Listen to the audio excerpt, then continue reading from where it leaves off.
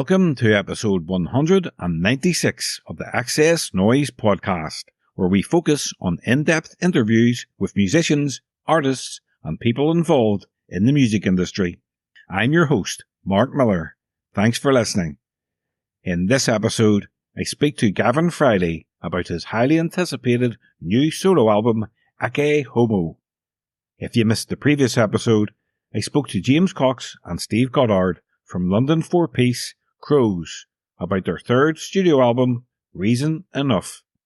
So check it out, and if you like the podcast, please subscribe on your favourite listening platform, give us a rating, and leave a comment. Gavin Friday is the founding frontman of the iconic Irish post-punk band Virgin Prunes. With a career spanning collaborations with U2 and Sinéad O'Connor to Ivor Novello and Golden Globe nominations, Gavin has made his mark as a songwriter, composer, actor, and visual artist. In this episode, he talks about writing and recording Ecce Homo, upcoming live shows, his time with Virgin Prunes, his role as U2's creative director, and much more. So sit back, relax, and enjoy the XS Noize Podcast with Gavin Friday.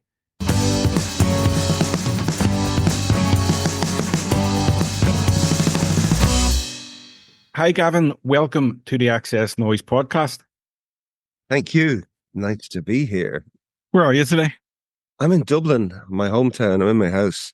So yeah, it's a busy time because there's a lot of promo as the album is just about to be released in under 2 weeks, actually.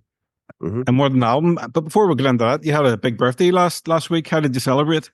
In bed, because I had a chest infection. Yeah, but I don't know. I tend to just celebrate the zeros, as in the last big party I had was when I was 60, and I didn't have it. Other people had it for me.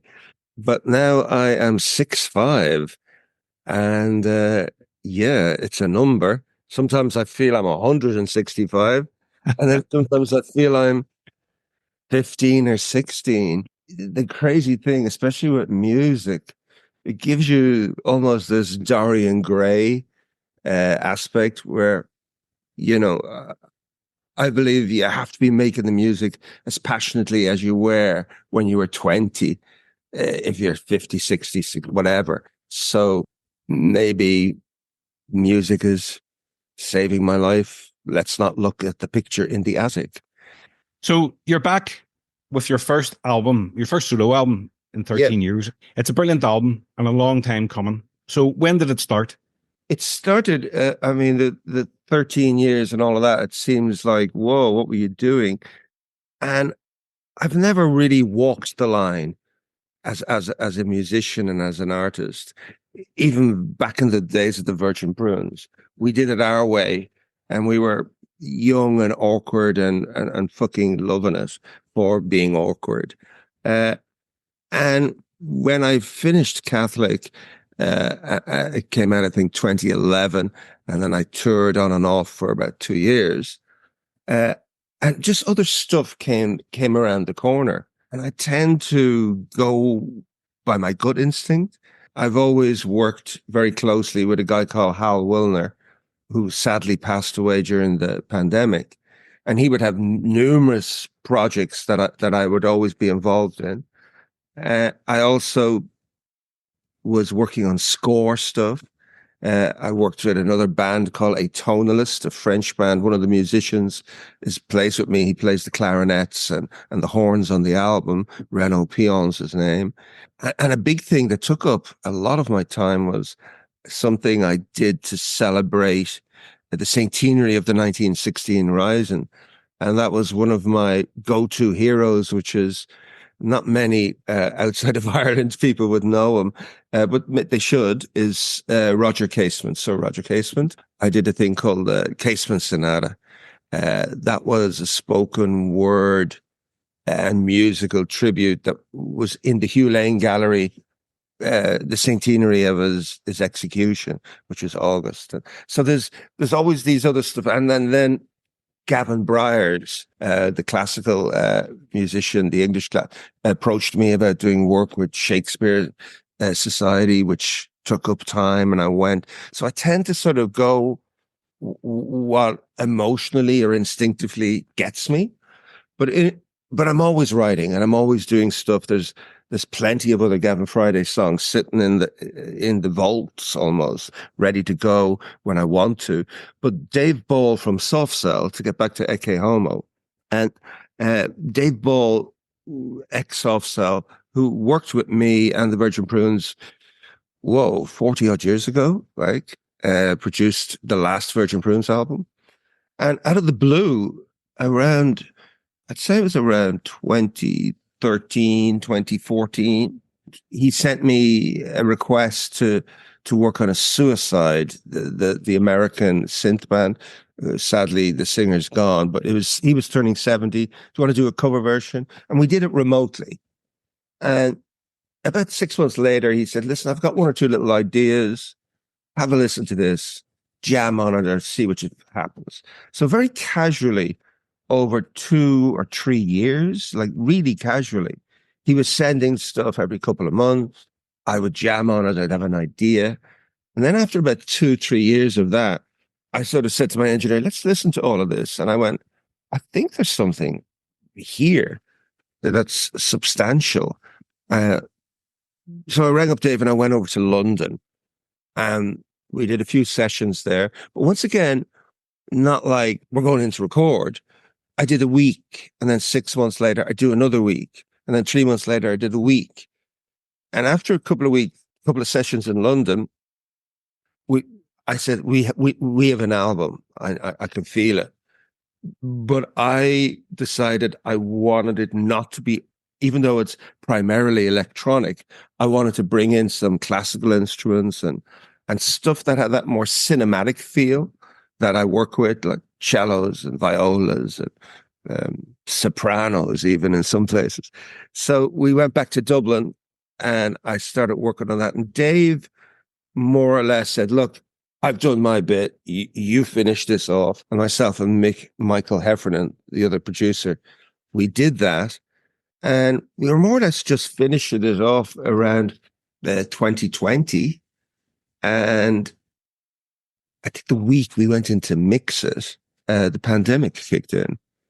And I went, well, here we go. So there was another 2 years of waiting and waiting. And once early last year, I started mixing it. And there it is. So it's a sort of a long story, but it wasn't like we were 13 years working on this. It was a spontaneous, casual idea that formed into something really strong. Ecce Homo is Latin, and it means behold the man. Yep.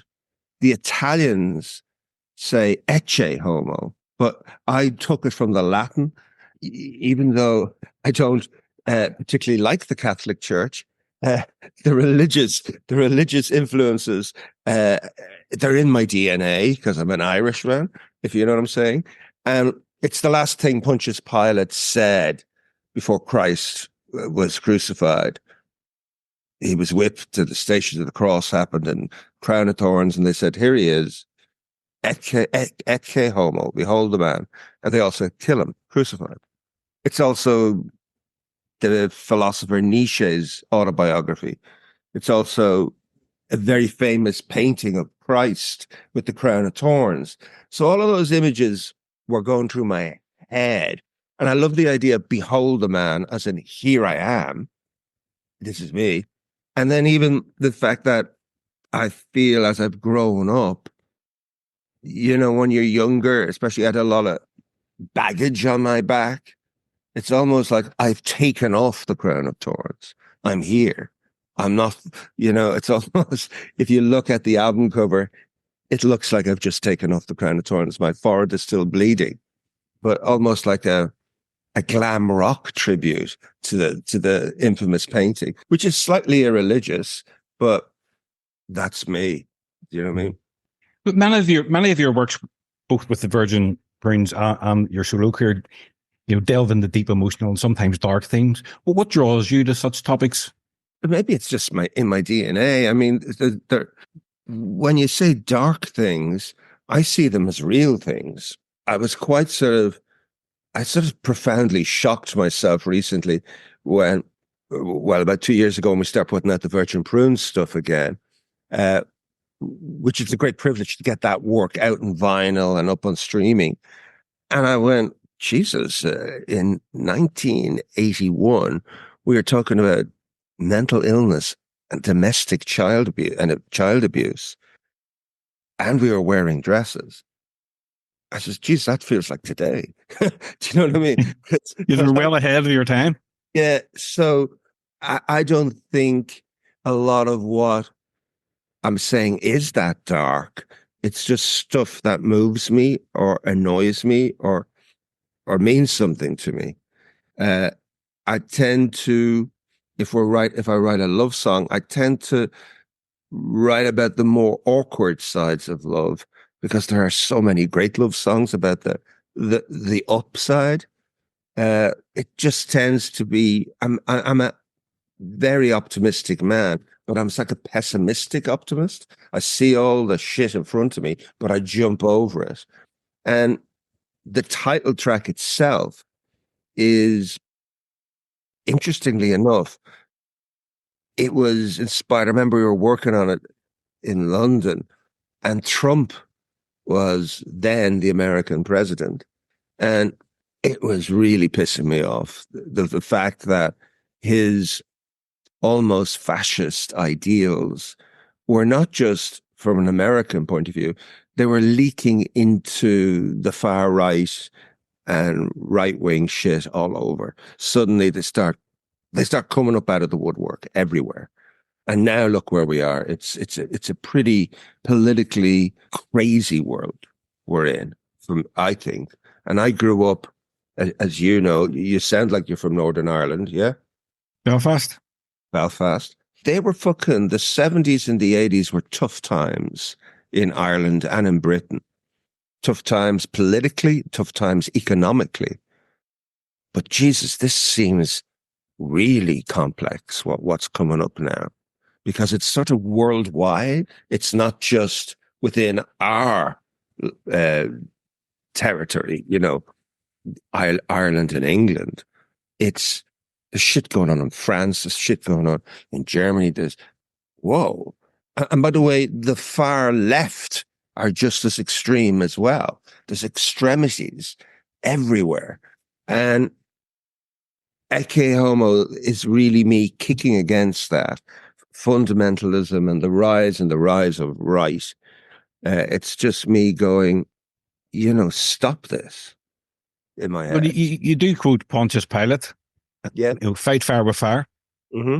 Well, yeah.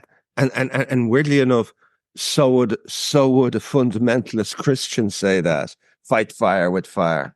So would people out in the Middle East. It's left and it's right. I'm sort of playing with things, but I'm just angry, but not angry where I'm headbutting anyone. I'm just going, we have to stand up and say, what is this shit? We have to actually say something about it. I came from the era of punk where everyone was writing about it. All the young bands were writing about if the troubles or unemployment or rock against racism, from your Billy Braggs to whatever back in the 80s. And now it seems to, I'm generalizing. There are young bands out there that are quite politically astute, but generally it's like the world is even the ecology of the world, like the floods and the fires. That's why, like, when I made the video, I wanted to show all that stuff. The world is in a tricky place. So there's still a little bit of virgin prune in me, if you know what I'm saying. And it's got a defiance about it. I think you have to fight fire with fire. We have become I think one of the great countries in the European Union, with great liberalism, and living in Belfast, the gun was put down and people spoke, and that's the only way anything is going to be sorted out, is people accepting each other and talking. Yeah. A lot of younger bands and bands coming through, some are maybe afraid to talk about politics in their music, for fear of being, dropped by the labels or people turning against them, because it's hard enough for young bands these days. It's terrible for young bands. It's terrible because it's so hard economically. Technology is a brilliant thing, and streaming is here, but it has taken the bread and butter away from the indie bands, where you could sell like a couple of thousand albums and at least pay for your musicians and blah, blah, blah. But that's sort of gone. But as regards afraid to say what you say, fuck that. You should never be afraid to say what you say. I really believe if you believe in something, say it. And record companies don't drop you if you're political. They drop you if you're not selling. Or what other reasons? I don't know. It's such a complex thing, Mark, isn't it? It's so... Oh, sorry. We've never been afraid to say what's on our minds.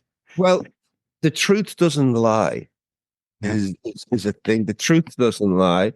If you're true to yourself, you don't have to hide anything. Yeah. You know what I mean? But it is scary out there on every level. Economically, I'm going, this has to stop. The cost of living, it's gone bonkers. And people are blaming COVID and they're blaming the Ukraine. I go, really? Really? It's like a bottle of wine that was 40 quid is now 80. A steak that was 25 is now 45. Really? Ukraine? Really? You get me? Yeah. Well, you're talking about Dublin, for example. I go to a lot of gigs down in Dublin, but if I want to stay overnight, the price of hotels is shocking. Yeah. And if they know if it's a big gig, it's just, yeah. But it's everywhere. That's everywhere. Like London is so expensive. New York, America, it's ridiculously expensive. The cost of living crisis there, it has to stop. I mean, you probably had it as well in the north, trying to pay your ESB and your electricity and your gas. It doubled. It went up almost like 150%. Yeah. And it hasn't come down. I don't know. It's just a very interesting and scary time at the moment. Let's get back to the album. The Church of Love. What can you tell me about that? I think that's probably my favorite track on the album. Very upbeat. Well, it's the most sort of tangible track musically. It was something I never really. It's once again a conversation within wokeness, and it's really me. I noticed a couple of years ago people getting annoyed at gender fluidity and young kids bringing their own identities. Call me by my name, and I'm going, yeah, like live and let live. If they want to be a they or a them, absolutely. I said, oh no, that's silly. I says, hold on. Each generation kicks out the names that were from the previous. They want their own identities. And I just love the energy where I saw sort of like the gender fluidity in Dublin. Dublin's quite a hip place at the moment. Like young people are very educated.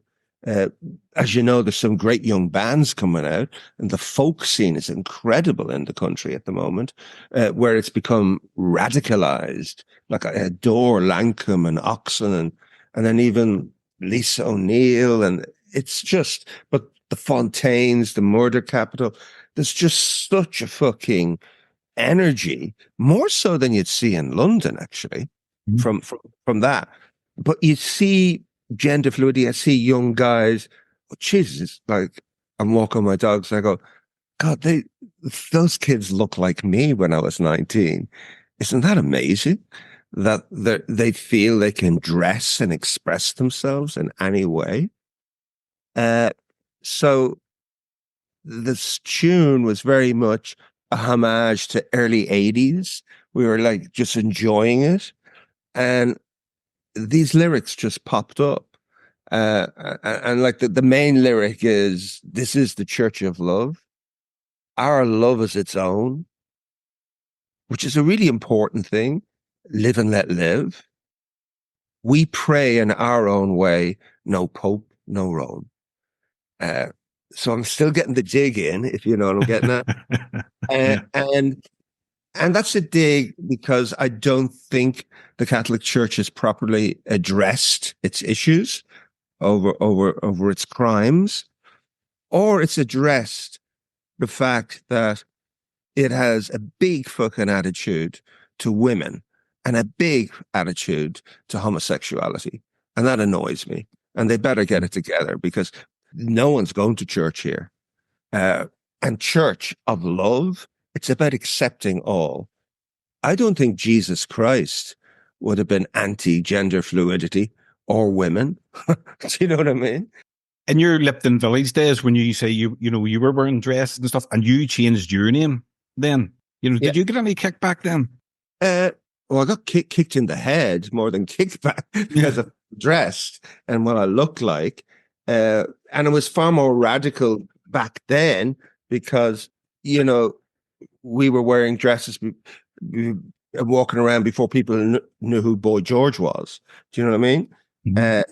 But the name thing, the change of the name, that was really pre the Virgin Prunes. That was sort of Lipton Village, where I grew up on the road. I got to know Googie and Bono when I was around 13.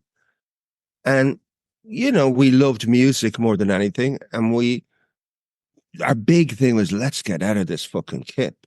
Because it was just, Dublin was a dark, depressed, being honest, the Irish Republic was basically in a dictatorship around the Catholic Church. The attitudes they had to divorce, abortion, to even like books and music, banned books. It only really started to liberalize itself from the clenches of the Catholic Church in the 90s. And that was because the fucking sex abuse scandal started coming up. But us changing our name, it was like a kid thing. We were back then. We were big Monty Python fans. It's like the way it's like the way a couple of years ago, most 16, 17-year-old kids would be into the Mighty Boosh, and they'd have names and speak their own language. It's sort of a universal thing that happens when kids become a gang, like that Stranger Things, that infamous thing. And it's a beautiful friendship, those friendships that happen when you're very young. And we just gave each other names. I didn't pick Gavin Friday. I was given it. It was given Gavin by Googie and Friday by Bono. And Bono didn't pick his name. Googie gave it to him, blah, blah, blah. But it just became our personality then. And then when music kicked in a few years later, when punk happened and we all formed bands, it was the thing. Like Joe Strummer, it wasn't like Joe Murphy. Do you know what I mean? You had to have your punk name. And we grew up in that era. David Bowie, Brian Ferry.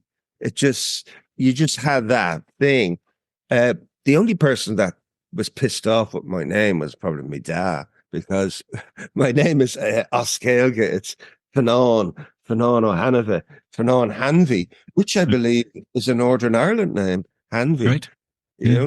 There's not many in the South, but there's a famous photographer, Bobby Hanvey, isn't there? I think so, and I know a few Hanvies. Yeah. Which brings us on to the track "When the World Was Young," which is dedicated to the Bono and Googie and the whole Lipton Village time. I love the lyric. I wonder where we're going to be, what we all could see if we come to be. And this is amazing. This blows my head off. Could you have ever imagined three lads in the north side of Dublin? Could you imagine what the three of you would go on to achieve? It's mad. I mean, do you ever sit down and talk about that together? look what we've done from a street in the north side of Dublin. We do. We don't sit down and talk about it like that directly. We hadn't a clue what we were going to do. We became very close as friends. We loved music, and we, weirdly enough, it sounds pretentious, but we loved art. It was the only thing I was good at in school. It was only the good thing Googie was good at in school. And when punk came along, it was like we won the lotto. It was like, God, we can form a band. Because I used to think you had to go to some weird university to make music, because it was seen very aloof. But punk broke that down, the DIY attitude. And we totally embraced that. And in 1976, when U2 started, 1977, when the Virgin Prunes started, I don't think we really knew. We had a big plans. I mean, U2 became very savvy with big management early on, especially when they decided, let's concentrate on America. So they had we want to be the biggest band in the world. And Bono never shied away from that. We didn't. We didn't even think about. Somebody said, well, you never really had a hit single. I says, well, we never went out to make a single. We just fucking did what we wanted. But the Virgin Prunes were very different. But it's hard to look back. That song happened around the time I turned 60, and Dave Ball sent over this hook, and I wrote the lyrics really quickly. And it was me reminiscing as an older man, and almost looking that this would be not just me reminiscing about my mates and what we had as 14, 15, 16, 18, 20-year-olds, but to try and go, yeah, you can, to younger people, because all the odds were against you even in 1977. I mean, I think we all shared the same amp. It was like bass and guitar in one amp. You'd be making it up as you go along. There was no money out there, no grants, no nothing. And if you're defiant enough to do something, you can do it. So I wanted to send that message out there. But I did look at, like, where did we get this otherness about us, in that I remember we were rejected from Ireland really quickly. England didn't embrace us too quickly. And I just said, fuck that, let's go to France. And suddenly Central Europe opened up totally to the Virgin Prunes. But it was that resilience. We wouldn't stop. But it's such a gorgeous thing. A gang of young kids making music together. And we were going to Europe together for the first time. I mean, there's many of my friends have kids that are working in the arts or music. And I said, I'm going to start a band. I'm going to start touring. And I says, oh my God, you're going to have the best fucking 5 years. It's so brilliant when you're 18 to 23, 24. What happens then after 23 or 4? I says, reality kicks in. Girlfriends want to get married. Babies happen. Rent, mortgage, life fucking comes at you. I says, that's what happens. Enjoy these 5 years, But it's something I'm very proud of, in that my 50 years relationship or more with these men, it's like anything. You have to fight for a friendship, to fight for a marriage. You have to fight for anything. So, but I think the fact, a common bond, I think a glue that happened very early. In retrospective, I didn't think that when I was 14 or 15, but me, Googie, and Bono had very dysfunctional relationships with our fathers, like pretty bad. Not just we didn't get on, it was bad. And I think that was a subliminal glue for the three of us, you understand that when you're 40. You really understand it when your dad dies, you know?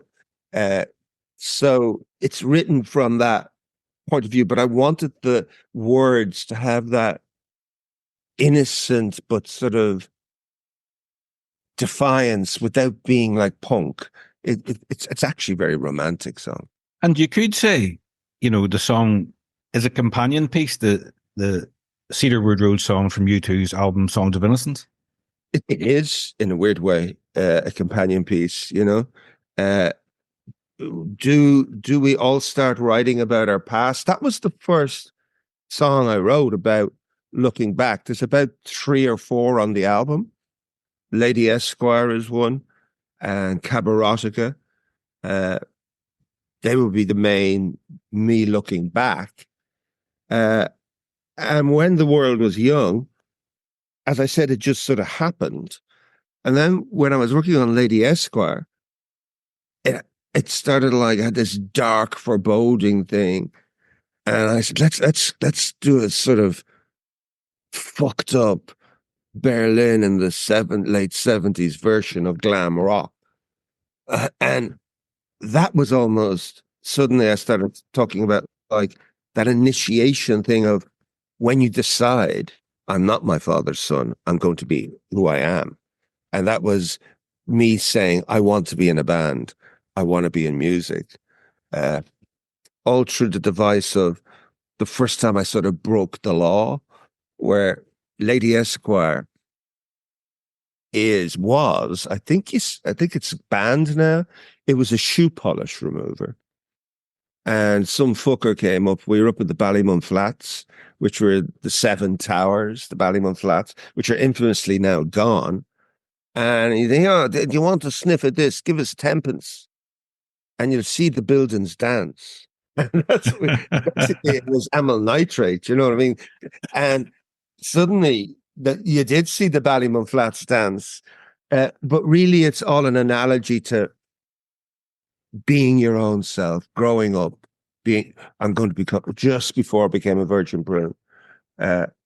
So it's not as romantic. It's more, it's a weird one. It's a very dark, but very hypnotic piece.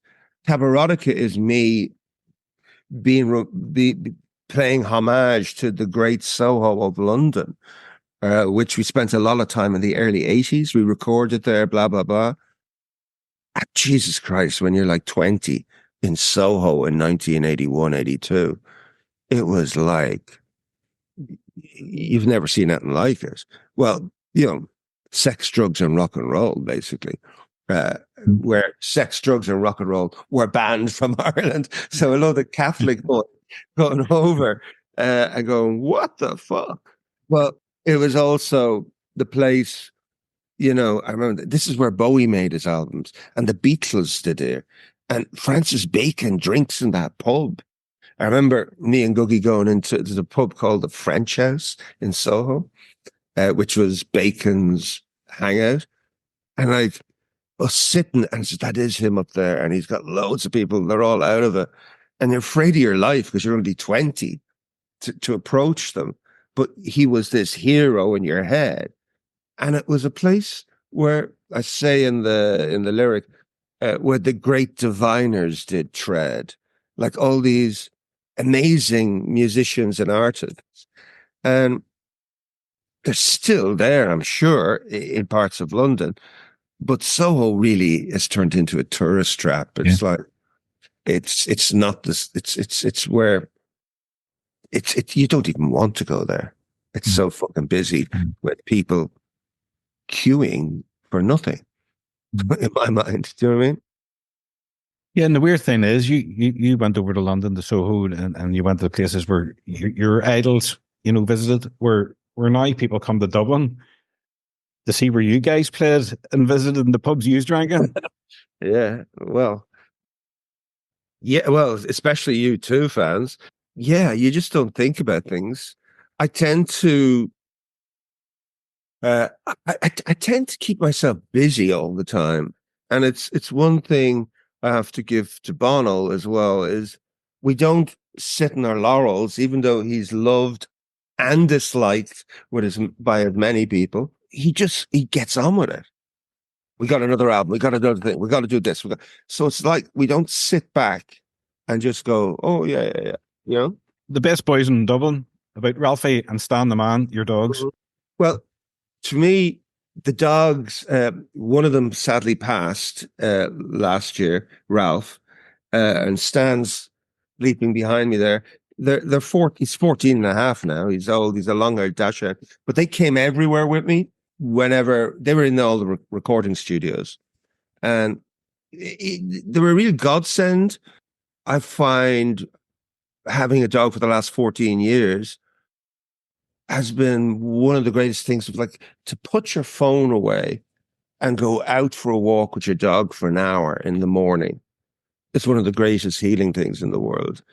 And we got to just do that. And when you start living a walk through the eyes of an animal, you start noticing everything differently.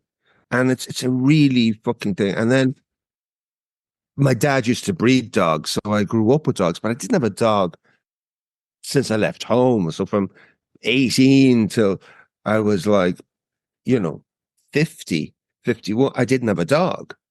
And they just became my best friends. I also had written the song, just spontaneously singing it to them to shut them up if they're in the studio wanting to go home. And Mick, the engineer, says, you should record that. And we did casually. And then when Ralph died, I said, okay, I'm bringing in strings. I'm going to really go there. And I also thought it would be a nice palate cleanser, because sometimes some of the stuff, like the journey is quite emotional for me, like from Lady Esquire into When the World. Lamento is a hard tune. It's a big melodramatic chanson almost. I said that needs a little bit of a palate cleanser. And, if you get as many hits, if you put a dog up on Instagram, you get more hits than any human. It's just something. Yeah. So, it's interesting. A lot of people think there's something dark and mysterious about it. It's not. It's just about, do you have a dog? No, not at the moment. I will have. I had a Labrador who passed away a few years ago. Yeah. And it's heavy when they pass, because they really are your best friend in a certain way. So, yeah. Do you have plans to perform the album live, Gavin?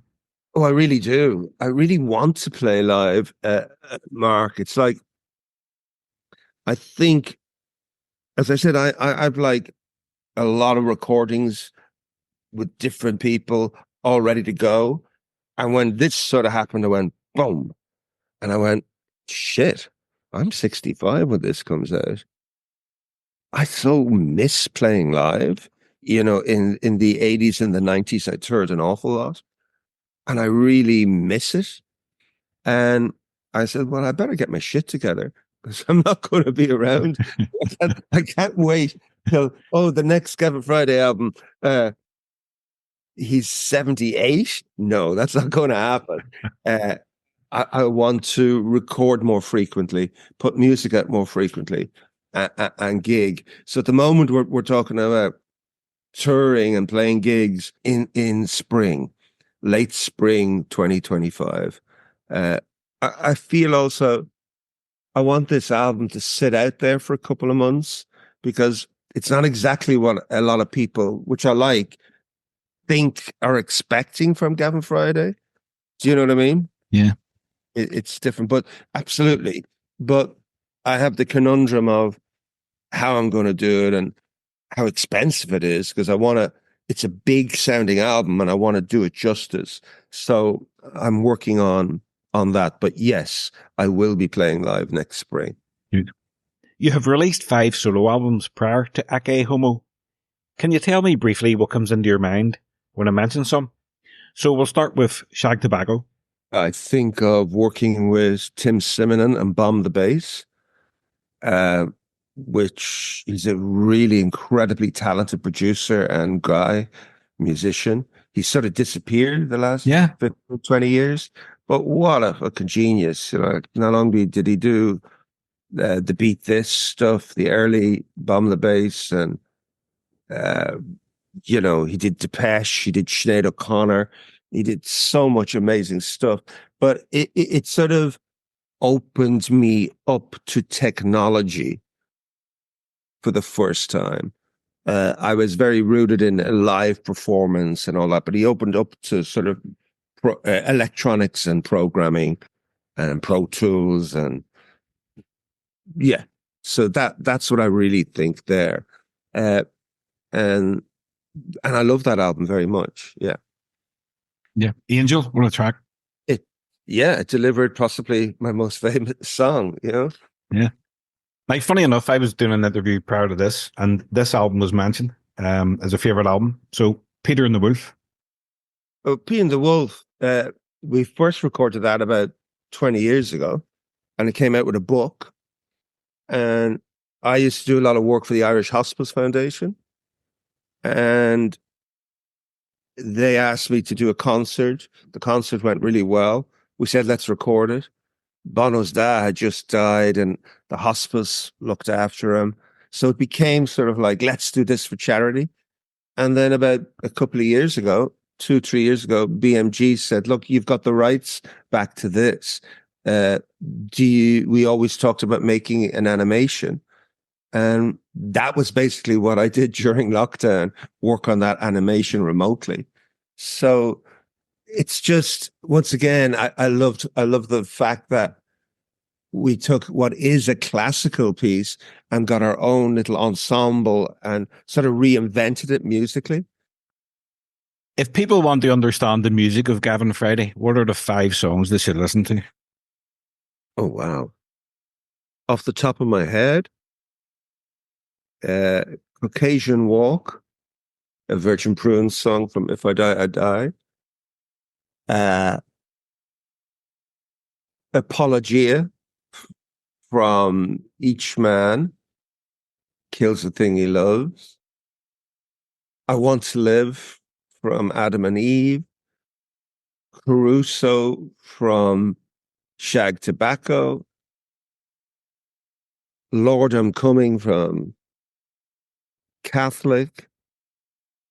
And maybe When the World Was Young from Ecce Homo. As well as being a songwriter, composer, actor, and painter, you're also U2's creative director. So what does that involve? And what are your favorite projects you've worked on with the band? It involves an awful lot, but I'm more about helping them achieve their visions of a new show. So they would have a creative team. It'd be me and 3 others, and there'd be the band, and they'd have an idea, whether it's like the Innocence and Experience tour, and they'd start off with the ideas, we'd all meet and we'd throw stuff at the wall. So it's basically building blocks and putting it together. The same with the Sphere. It was a very challenging thing because technology that's never been used before. Unfortunately, I had to spend 7 weeks in fucking Vegas, which would drive anyone mad. But the show was otherworldly because it's the thing about U2 that I've learned an awful lot, because they sort of tend to go where no man has gone when it comes to productions. I mean, Zoo TV is possibly one of my favorite tours. I think it changed the face of live rock and roll and gigs.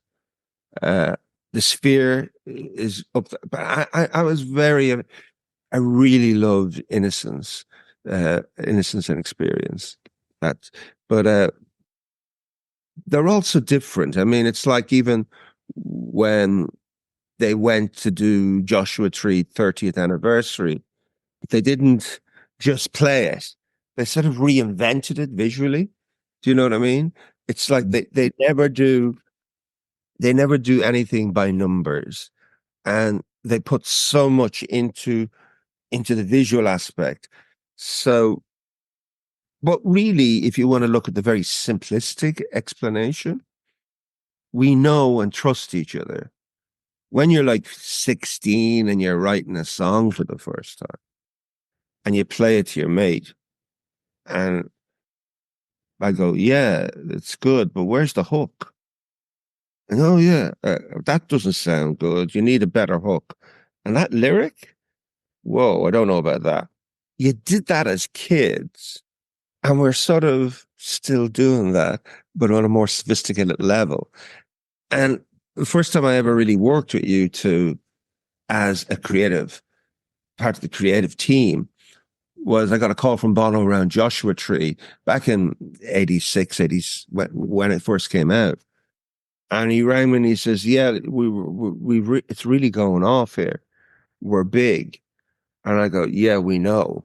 The whole fucking world. And he said, I need you. And he says, what? I'm playing to like 80, 90,000 a night. And I don't know if we're any good. Everyone's blowing smoke up our ass. Everyone's saying you're great. Come out for a few shows and let me tell me what you think. And I did. And I told him what I thought. And it was like, well, that could be better. And what the fuck is that? It's just the way we were when we were 15 and 16. But in a different, you're grown up, you're more intellectual, you're more knowledgeable, you're more. And it's sort of, sometimes when you're working with people you really know, it's easier because you don't have so much politics. You can say exactly what you think without anyone getting offended. Do you know that way? Mm-hmm. Because my attitude when I says, who's the boss? The fucking boss is the show. The show is the boss. The album is the boss. Put the egos away. It's all about the album or the show. Do you know what I mean? And you rescued With or Without You. You know, the story goes that the band couldn't get it right and weren't happy with it. And Bono said you rescued the song. So what sort of state was it in then? Well, I remember I remember playing, like, we'd always like play demos back then, or usually we were going for a drive or going out and you'd be playing a demo and I go, I love that. That's a big song. That's a big song. That's going to be great. And he says, oh, great. Then about 3-4 months later, they call me and, hey, we want to play where we're at. And I go, whoa, this is sounding amazing. Where's that tune? With or Without You or whatever. Where's that? Oh, that didn't work out. What do you mean it didn't work out? Where's the tune? And he says, oh, I says, get me the last version. And we play it. And this is like, cassette times, cassettes. And we were in Windmill Lane actually. And I was in a little, in sort of the green room or just playing, listening to it. And he says, but we just couldn't get the guitar sound. But at the very same time, this is synchronicity. In the other room, Edge had just got a new effects pedal and an EBow. That thing you play on the guitar, an EBow, where you holds the notes. And I was playing. I said, play the song. I says, there's your guitar. He says, what? He can't even hear this. That's the guitar. Put that on this. And he go, really? And a week later, he says, you won't believe it. It works. But it was just looking after each other's ass and then serendipity. Edge was just doodling and it, but I could hear it from the other room. Do you know what I mean? Mm-hmm. So in that way, and then he says, you won't believe it, Gav. He says, well, it's going to be the first single. So it was a big one, Yeah, and people are so used to it now, but when you sit down and listen, it is a strange sounding song. Yes, it's a very strange sounding song, but it's a very beautiful song, and it's once again, it's looking at a more tortured aspect of a love affair rather than a straight "I love you, baby." Yeah, but that's the thing. It's also a band. It's when everything goes click the four musicians, and then with Eno and Lanois, and the whole thing just clicked, and that's the thing about, I'm not afraid of AI, because nobody can explain chemistry to a computer. Yeah. Chemistry is four musicians or an engineer and string people, and a guy plays one note, you go, whoa, yeah, and you follow it instinctively. It's chemistry. So I'm not worried about AI. You cannot program something to have chemistry, or humans are not robots, I hope. Although, when you suddenly are on buying something online and you go, are you human? I go, it's a fucking robot asking me, am I fucking human? What the fuck is going on? And it's quite a mad thing to go, yes, I'm a human. And then he bites, you see. I go, what is this? Algorithms drive me nuts. You know what I mean? I must ask, one of my favorite soundtracks, and one of my favorite films is In the Name of the Father. You did the soundtrack with Bono for the Jim Sheridan film. There was the title track In the Name of the Father, which is fantastic. There's Billy Bula and You Made Me the Thief of the Heart, which was sung beautifully by Sinead O'Connor. What can you tell me about writing those songs?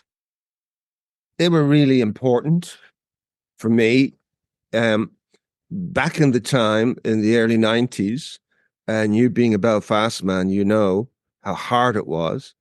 And we knew the injustice. We knew there was a setup with the Guildford Four and the Birmingham Six. And we just knew there was injustice. And back then, there was two times I marched as a young man. One was for the X case, which is the infamous young child that was raped and wasn't allowed to leave the country for an abortion. And the Guildford Four and the Birmingham Six. I marched for them in O'Connell Street. And Jim Sheridan, who we all knew because Jim gave us gigs in the days of the Project Art Centre. He was a big Virgin Prunes head. No one else has put us on.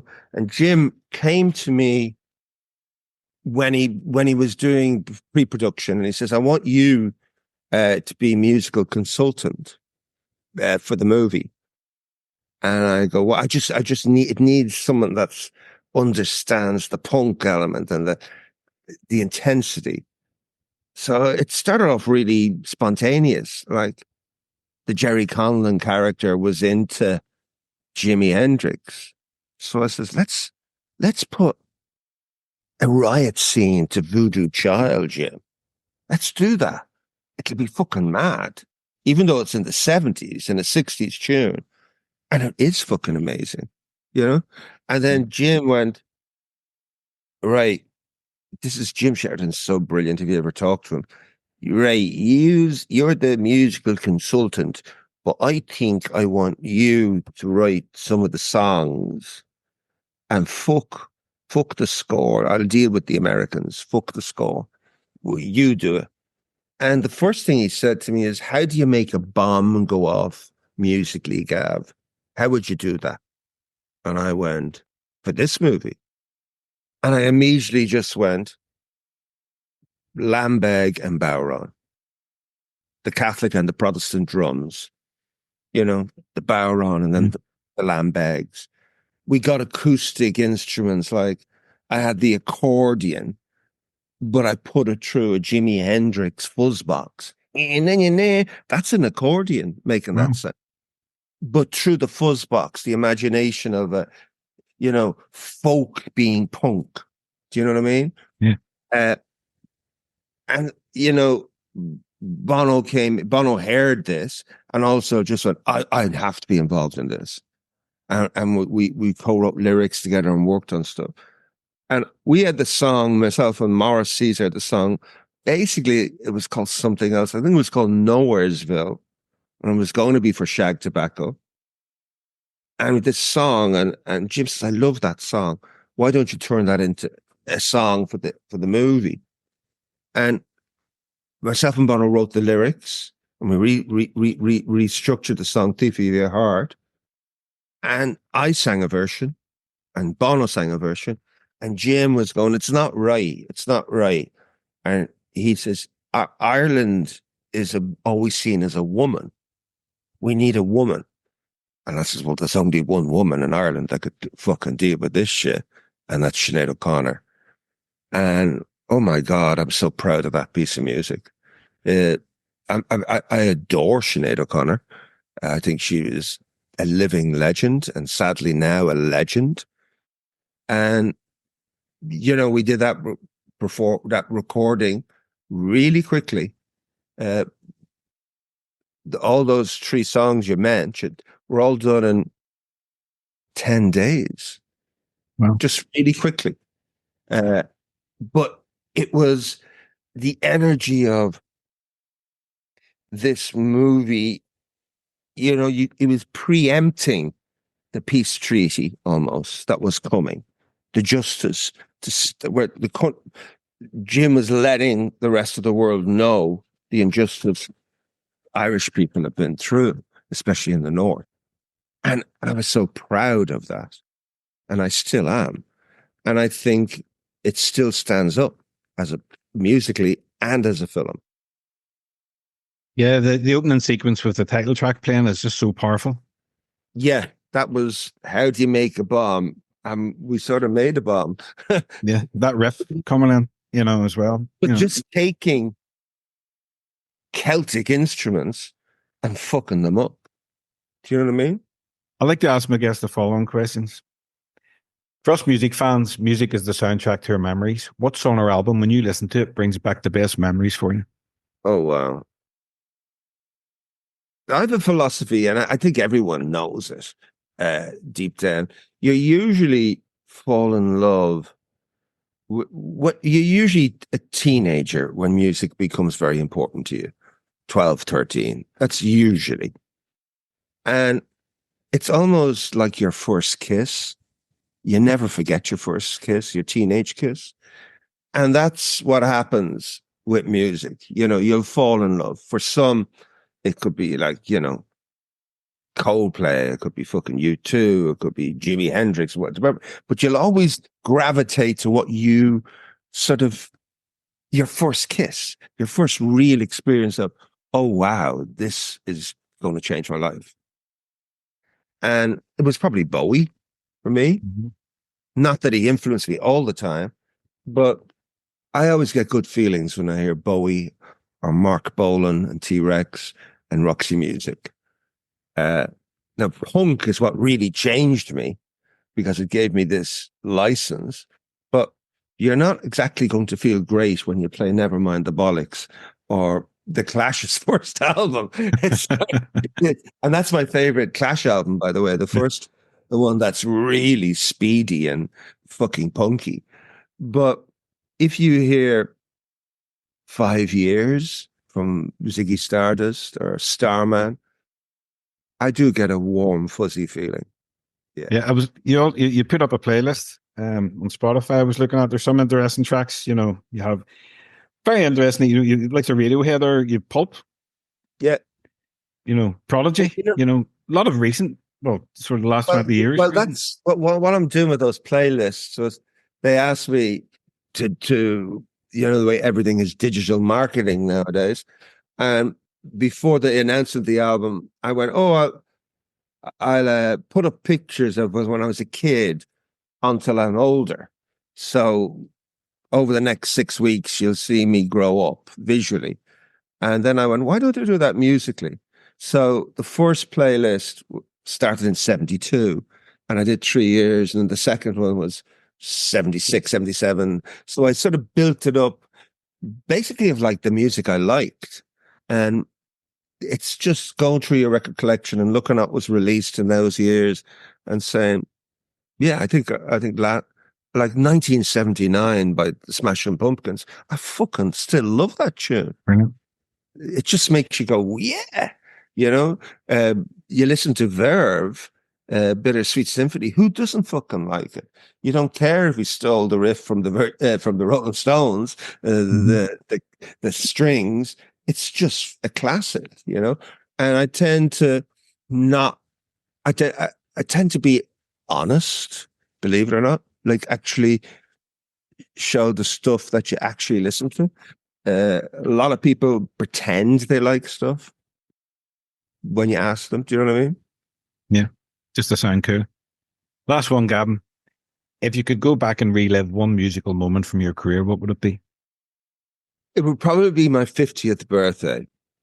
And like my 60th birthday, I didn't have any plan in it. But I remember Googie is about 6 months older than me. And Googie, we all went to away for the weekend to a little castle up in the north, actually. And it was just 20 mates and their partners for 2 nights. And at the end of the night, I remember the end of the Bono says, "Do you know what you're going to do for your 50th?" I went, that's 6 months away. I don't take it. And he says, "I do." I said, "What do you mean you do?" He says, "Yeah, me and Hal Wilner were organizing a 50th party where you're going to be working on your birthday and you'll be playing. It'll be a charity benefit, but we're going to have musicians that mean something to you celebrate and play all your songs." And the cast was fucking phenomenal. It went from Courtney Love to Shane MacGowan to Laurie Anderson to Lou Reed to all of you too. And I did make one statement. I said to Hal, like basically Bono set it up, but me and Hal had to go and do all the work. I said, "Hal, I don't want you two to play." I says, "I want you to mix you two with Bill Frisell and so it's not like you two." And he goes, and on the poster it's Larry Mullen. It's all with Rufus Wainwright, Maria McKee, Lydia Lunch, just all people I loved and adored. The maddest thing was a surprise. Act 2, it was a 4.5 hour gig, which is a long time, but there was an interval. And I didn't know who was going to, oh no, there's a 15-minute thing. And it was Joel Grey from Cabaret, the original from the 1972 Liza Minnelli movie. He came out and did 15-minute performance. That was mind-blowing. But I had to duet with every single artist and sing and this. And I was in a coffin at the end of it.